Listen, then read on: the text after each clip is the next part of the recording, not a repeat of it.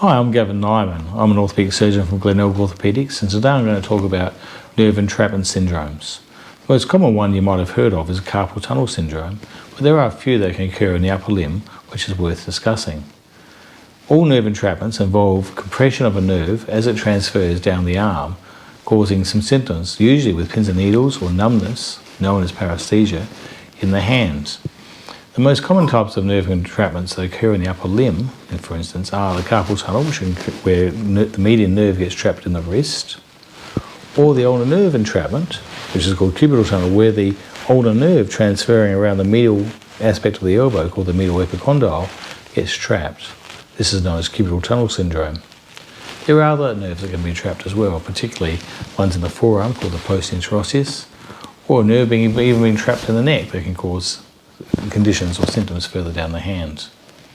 So nerves can be trapped anywhere in the upper limb or lower limb, but particularly in the upper limb, causing pins and needles and numbness in part of the hand. The nerves are like electrical signals that run, or electrical cables that run to your electrical lights, for instance, in your house. If the lights aren't working in your house, it could be because of the cable being damaged anywhere along the chain. And the same thing occurs in the upper limb or the body. Nerves exit the neck and run through the upper part of the shoulder down into the hand. And nerve entrapments can affect different parts of that condition. So if someone presents with pins and needles or numbness in part of their hand, it could be either from the median nerve or being trapped in the wrist, the ulnar nerve being trapped at the elbow, or even a nerve being trapped in the neck, such as occurs when you get a disc prolapse. When a nerve is trapped, like in any scenario where there's a poor circulation, it starts becoming irritable.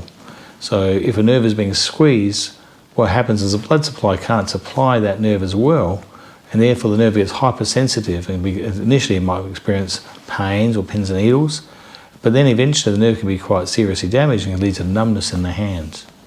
And how well a patient recovers after a nerve entrapment depends on how long the nerve has been trapped for.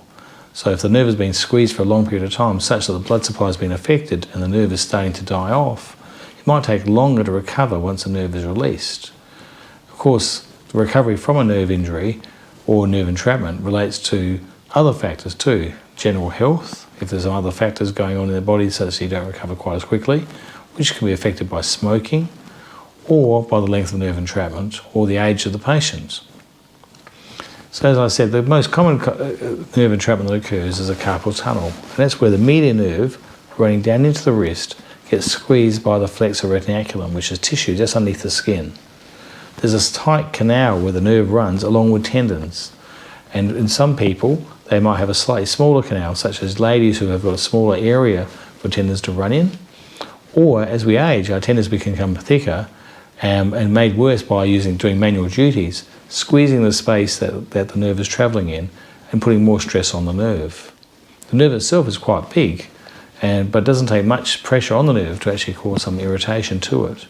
And if the nerve is being squeezed in a small compartment it runs in, it can lead to pins and needles, which affects the median nerve distribution, which is the thumb, index finger, long finger and half of the ring finger. And the patient will classically present with pins and needles or numbness, affecting them at night time, such they have to shake their hand around because it's affecting, and they have to hang their arm out of the bed. Or they might occur when they're speaking on the phone, a mobile phone for instance, or riding a push bike or driving a car. All these symptoms are signs of carpal tunnel. Carpal tunnel can occur, or carpal tunnel syndrome can occur for other factors too. Some patients might present in early stages of pregnancy. A lady who becomes pregnant might find that the swelling that occurs can cause carpal tunnel syndromes. And of course, just managing the condition until the pregnancy is over will help the condition. Other times, thyroid issues can cause carpal tunnel syndrome, but generally it just occurs out of the blue or after excessive manual work. In the same way, the ulnar nerve can be trapped in the elbow. This can occur as it passes around the inside of the elbow. I think all of us at one stage in our lives may have knocked our ulnar nerve. This is known as hitting the funny bone. It causes a lot of pain and may be associated with tingling. The ulnar nerve normally supplies sensation to the little finger and half of the ring finger, and such that if the ulnar nerve has been compressed, it can cause numbness in that region. A classic scenario may be secondary to a tight canal, which is congenital in nature, but made worse by direct pressure to it or trauma, or as I've been doing during this video, leaning on it, which is always not the best thing to do. In this scenario, if the nerve is not recovering despite avoiding these pressures on the nerve, then sometimes the nerve itself needs to be released. Just the same way as the carpal tunnel can be released by releasing the median nerve, the ulnar nerve can be released by doing a small cut around the medial border of the elbow. In both scenarios, both the ulnar nerve entrapment or median nerve entrapment, treatment by releasing the nerve gives almost instantaneous improvement for the pins and needles, and the numbness will improve with time. The carpal tunnel is a small operation. It's often done under local anaesthetic or with some sedation to make the patient drowsy while the local goes in, and there's a day surgical procedure. But one needs to be careful afterwards to make sure the wound doesn't get infected by keeping the wound dry, and also avoiding things that might damage, might cause harm to themselves, i.e. I would normally recommend not driving a car for a week, or climbing a ladder or holding a boiling hot kettle, just in case they drop the kettle or have an accident because they haven't got the full control of the car. Other than that, most people can do most things with their hands straight after surgery, as long as they keep the wound dry. With the ulnar nerve, however, when we release the ulnar nerve, because the ulnar nerve comes around behind the elbow, it's a tendency for the nerve to sort of flick behind and in front of the little bump on the inside of the elbow called the medial epicondyle. And so most ulnar nerve releases involve transposing the nerve in front of that bump, called a transposition.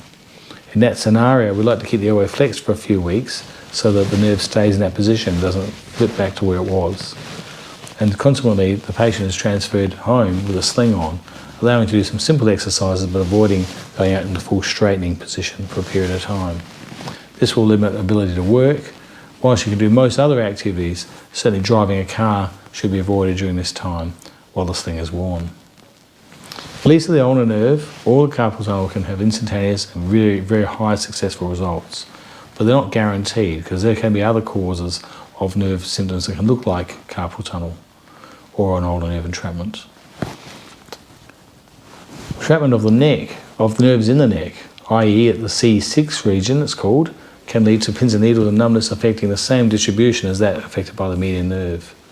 And further down in the neck, a disc prolapse affecting the C7-T1 region can cause C8 nerve compression, affecting the ulnar part of the hand, which looks like an ulnar nerve entrapment. As such, when we assess a patient, we always double check the neck to make sure there's no nerve entrapment by putting the neck into certain positions, such as lateral flexion, rotation and extension, to avoid reproducing the symptoms. If the nerve is stimulated in that position, it suggests there may be a disc or arthritic neck that is causing nerve entrapment, and makes you wonder whether the nerve is being trapped in the neck rather than the hand. Sometimes, as in the electrical problems in a house, you can get damage in both regions, both in the neck and the hand, and certainly, or the elbow, and certainly releasing the upper arm or the hand is a safer procedure than going straight for the neck. And so sometimes we might try a smaller procedure with the hope that partially releasing the nerve path will give some improvement in symptoms. But despite all of this, there is a failure rate or a chance of surgery not working, and that is quite small. In general, most patients having a carpal tunnel release have a 98% success rate, i.e. 49 out of 50 patients have a significant improvement in symptoms, while the success rate for an elbow is slightly less than this, but almost as high. Consequently, an ulnar nerve or carpal tunnel syndrome can occur and is very common in any patient, and such that it's worth discussing what the options are. If you know of someone or would like further advice about carpal tunnel or ulnar nerve, please refer to the further pages on this website, or feel free to make an appointment to see us at Glenelg Orthopaedics if you feel we can be of use.